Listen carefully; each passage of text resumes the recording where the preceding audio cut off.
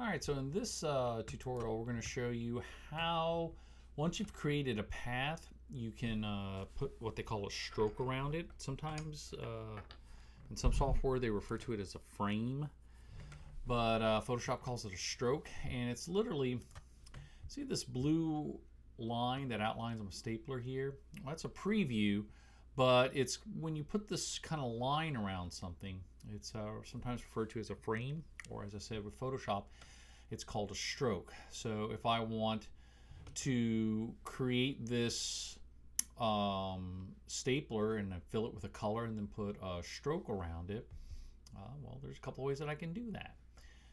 Before you start with any kind of stroking effects of it, if you want to stroke it with a brush, for example, or a pencil or something like that, because you want a particular texture effect to it, you got to set that tool up first. So for example, one way that I can stroke this path is if I turn on my layer, I can stroke it, just stroke the path with a brush, a standard brush or a brush that I already set up. Or if I go to make it a selection, I can go to edit, stroke, and I can control how thick the stroke is going to be, whether it's on the inside or the center of it or the outside centers. So if it's 10, that's 5 pixels in the inside of it and 5 pixels in the outside, or all of it the outside. So we'll just set this to 5 and we'll set it to center. And then it just gives me an even kind of unanimous stroke, and that's what a stroke is.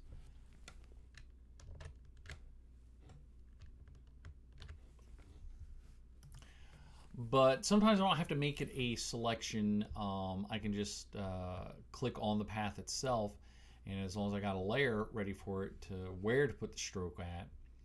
So for example, if I turn off the layer, all those become no, because it's saying you want to stroke it, but I need a layer to put that actual stroke on so it exists. So with my layer on, I can click the stroke button here, or I can go to my options and I can go to stroke path, and I can set it to stroke it with a pencil, or if there are pixels already there, like if I have this filled, I can erase pixels off of it. All kinds of effects that you can do with it. All these, we'll kind of talk about as we go through the course. But if I want to stroke it with a brush or a pencil or an eraser or whatever, I've got to set that up first. So just really basically, I'm going to click on my brush tool, and I'm going to go right up here to the top.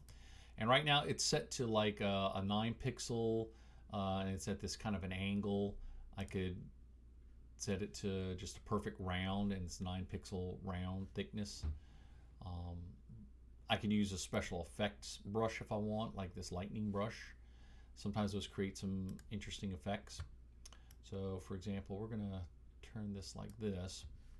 So it's kind of like this, and instead of 339 pixels, I'm going to set it to small so we can kind of see it. So we'll set it to about, again, maybe 5 or 6. That's fine.